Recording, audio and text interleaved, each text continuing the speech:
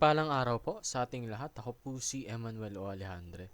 Ito po ang aking daily devotion para sa ngayong October 28. And for today, we are going to talk about the glory of God in creation. Para po sa ating bagong series for this week titled All for the Glory of God. May kita natin po ito sa Psalm chapter 19 verses 1 to 4 na nagsasabing, "The heavens declare the glory of God. The skies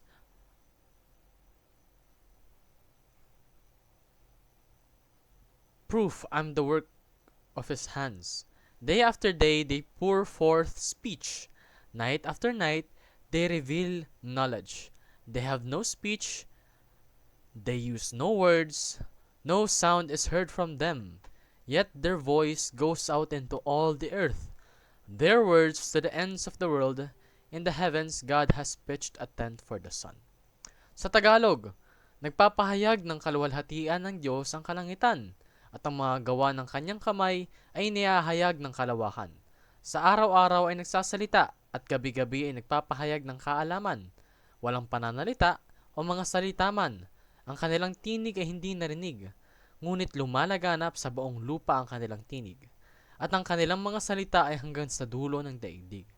Sa kanila ay naglagay siya ng tolda para sa araw.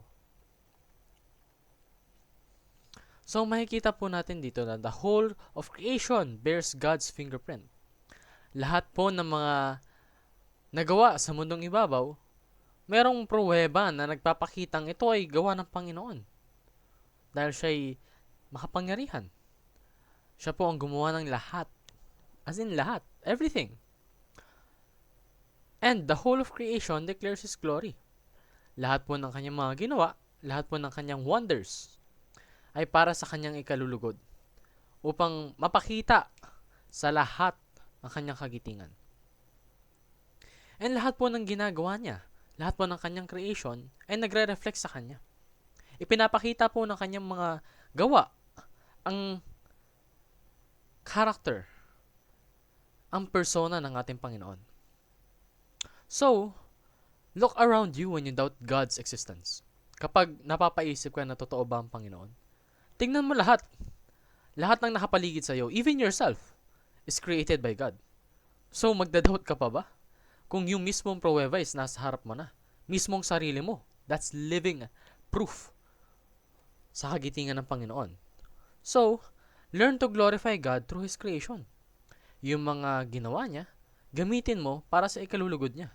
Hindi para sa kasamaan, hindi para ikaw ay maging disobedient, but for you to glorify Him. And lastly po, let others experience God through you.